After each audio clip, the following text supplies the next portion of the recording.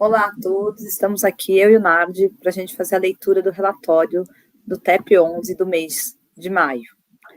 Vamos começar com o principal destaque, né? A gente distribuiu nesse mês R$1,18 por cota, ou seja, foi a maior distribuição desde que o TEP, desde setembro de 2019, né? Nardi, começamos bem a gestão, é isso? É isso, boa tarde, Bia. Foi um mês recorde aí para o fundo de distribuição. A gente vinha sempre ajustando nosso guidance muito em linha aí com as últimas movimentações que a gente fez no fundo. Então, a gente deu um destaque especial nesse mês no relatório que a gente precisa falar que a gente fez todo o ciclo do desinvestimento de um ativo do fundo, que foi o São Luís, e a gente, pouco mais de 2 meses depois do desinvestimento, a gente já realocou todo o capital oriundo da venda do São Luís. E tudo isso aí gerando uma receita adicional para o fundo em aproximadamente 10%. E acho que o grande destaque é justamente a gente está melhorando o resultado do fundo, tanto na parte recorrente, quanto a gente está distribuindo parte desse ganho de capital. E por isso que a gente está distribuindo, nesse momento aqui, 1,18, que é equivalente a um dividend yield acima de 15%. Então, foi um resultado super importante para o fundo, um novo marco, e é o que a gente espera daqui em diante, estar sempre distribuindo resultados cada vez maiores. Que a gente quer. É super importante que você mencionou do São Luís, então vamos lá. Em fevereiro a gente vendeu o São Luís, em março a gente comprou, o FL 1355, e agora a gente compra, então, o GPA, que é o edifício ali nos Jardins. E eu vou pedir para você explicar com calma como foi essa compra e por que dessa distribuição tão alta, porque tem uma questão também, né? Assim, a gente coloca no nosso relatório, a gente abre os valores, mas por que a distribuição foi tão alta? Isso é reflexo da forma que a gente comprou. Então, se você puder falar em grandes números, o valor de compra por BOMA, para a gente ter ideia de quanto a gente pagou. Então, vamos abrir em partes. Primeiro, falar essas questões de compra, valores pagos na área BOMA, tudo, e qual a estratégia de aquisição do GPA, que é super importante explicar por que comprar esse ativo. A gente sempre falou de Faria Lima, né, quando a gente vendeu o São Luís, e agora a gente compra o GPA, que é nos Jardins. Então, vamos por partes. Por que essa aquisição e por que comprar o GPA? Importante essa pergunta, acho que a gente sempre deixou claro aqui nos nossos direcionamentos, a própria forma que a gente se comunica aqui através de relatório, as regiões de desejo. A gente sempre tem no nosso pipeline aqui olhar as boas localizações de São Paulo. Jardins, obviamente, é uma delas. A gente chama Jardins, mas assim tem um pouco daquele viés da Avenida Paulista também, né? Que acaba sendo uma sub-região ali da Avenida Paulista. Mas estava no nosso escopo olhar essas localizações. Foi uma aquisição oportunística, acho que voltando, né? Então, o primeiro grande desafio foi pegar a venda do São Luís, que a gente ia receber parcelado, e a gente fazer compras que encaixassem nesse fluxo. Então, a gente comprou o FL 1355 com a compra parcelada, já oferindo 100% do aluguel, e a gente ainda tinha uma parte do dinheiro futuro a receber para encaixar numa nova aquisição. Então, a gente vendeu o São Luís por aproximadamente 215, a gente comprou o FL 1355 por 95 e a gente comprou agora o GPA por 109 milhões. A gente fez uma compra também parcelada, a ideia é justamente fazer um casamento do fluxo do GPA com o que a gente tem a receber do São Luís. Então, foi um trabalho muito grande da gestão, porque já não é fácil encontrar bons ativos, quanto mais a gente conseguir encaixar em fluxos parcelados. Então, isso fez com que a gente tivesse agora, momentaneamente, distribuindo um resultado ainda mais alto do que a gente vinha distribuindo. Por quê? A gente fez um pagamento de um sinal, foi um sinal de 14 milhões e meio, só que a gente já passa a oferir 100% da receita. Então, agora no mês de maio, a gente recebeu o equivalente a 30 dias, a gente fechou a aquisição no dia 2 de maio, a gente já tinha divulgado no mês passado, no início do mês, no nosso relatório gerencial de abril, porque a aquisição ela só acabou não acontecendo em abril por uma questão operacional, mas a gente já teve agora 30 dias, que é praticamente 100% do aluguel do Pão de Açúcar. Então, a gente já teve um aumento na distribuição em função disso, tanto é que o nosso guidance de março, a gente estava prevendo ele distribuir nesses 4 meses aqui desse semestre, entre R$1 e R$1,05. Então, como a gente fez a aquisição em maio, a gente já automaticamente ajustou o guidance e a gente passou já a ter um aumento, passando agora aí a 1,18, que é o que a gente divulgou já nesse mês, e a expectativa é manter esse rendimento também no mês que vem. Então, em grandes números, foi uma compra que a gente fez parcelada, a gente tem uma parcela para pagar em dezembro do ano que vem, depois março de 2025, e por fim a gente tem mais uma outra parcela, que está detalhada no relatório, que a gente paga em março de 2026. Tudo isso é uma forma da gente estar rentabilizando de uma forma mais eficiente o dinheiro do fundo. E quando você compra parcelado, daí só se puder falar em grandes números, já está aí no relatório, mas os yields que tem nos 3 primeiros anos, em função dessa compra parcelada, como que fica no primeiro ano? A gente comprou um cap rate de entrada aproximadamente de 9%, ou seja, o aluguel estabilizado, que a gente estima ter 9%, só que como a gente pagou parcelado, de fato a gente passa a ter aí um yield no primeiro ano de 43%, no segundo ano de 11,6%, e no terceiro ano a gente já entra no estabilizado ali de 9%. Isso dá uma média ali de 21%, então realmente dá para ver o porquê do impacto positivo na distribuição do fundo, e que, na verdade, nesse mês, né? Nesse mês. E, inclusive, exato, quando você pega um comparativo do nosso relatório de março, que a gente só tinha feito uma aquisição, e a gente pega agora, a gente teve um impacto não só nesse mês aqui, né? A gente teve no segundo semestre de 24, no primeiro semestre de 25. Então, é um resultado positivo perene, dando esse destaque de que foi uma aquisição do ponto de vista, que você até comentou, né, Bia? A gente olhou muito a localização, a gente olhou muito o custo de reposição, então foi um prédio muito barato, a gente pagou pouco abaixo de 10 mil metros quadrados, foi coisa de 9.700. Exato, 9.700. E assim, a gente fez uma conta, praticamente 80% desse valor é só valor de terreno, então a construção saiu de graça. Alguns destaques, foi uma operação com um contrato atípico de locação, então o GPA deixou de ser dono do prédio, passou a ser inquilino por um contrato inquebrável de 15 anos, é o atípico na essência, e a gente também utilizou esse contrato como uma forma de diversificação do portfólio e até mesmo para adotar uma posição um pouco mais conservadora também, né? Porque assim, a gente quer ter também uma estabilidade de receita. A gente dá o destaque no nosso relatório que a gente está pelo 10º mês consecutivo sem vacância, mas a gente sabe que pode ser que aconteça. Então, a gente deixou bem claro aqui que essa movimentação ela foi estratégica para a gente. A gente acredita que no médio prazo vai ter uma possibilidade grande da gente fazer uma compressão de cap rate, ter um ganho de capital.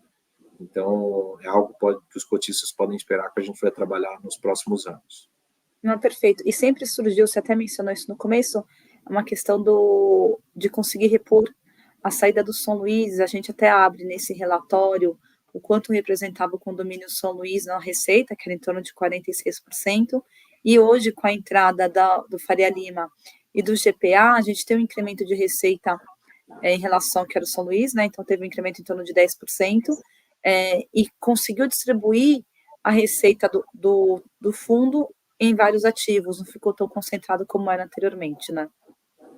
Isso é um ponto importante. Então, a gente passou a ter, assim, além de ter 10% de receita adicional em relação ao São Luís, que representava praticamente metade da receita do fundo, a gente tem uma questão de diversificação de receita por tipo de inquilino, né, e por região, o que sempre é positivo a gente ter esse elemento para trazer um pouco mais de segurança para o investidor.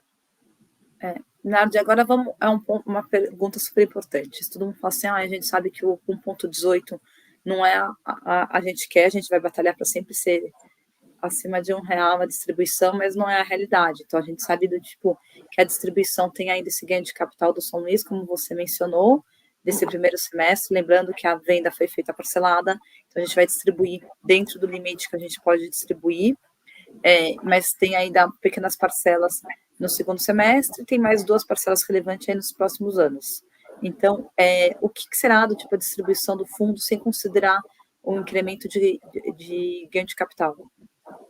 Esse ganho de capital a gente já divulgou amplamente aí que ele vai estar fatiado aí ao longo dos próximos 2 anos. A gente já teve agora nesse primeiro semestre, tem uma parcela pequena agora no segundo semestre desse ano, mas a ideia é justamente estar mesclando receita recorrente, ou seja, o que a gente gera operacionalmente com os nossos ativos, e também a não recorrente, que ela é fruto de um ganho de capital, de uma operação de desinvestimento, que é o que a gente fez no São Luís.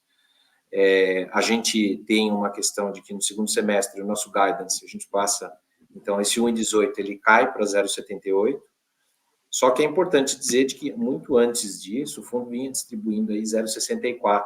Então, a gente 0,78 é um dividend yield bastante expressivo, inclusive para a classe de ativos que a gente trabalha. E acho que até é importante comentar, a gente fez até um pequeno estudo didático no nosso relatório para mostrar o potencial de ganho e valorização de cota.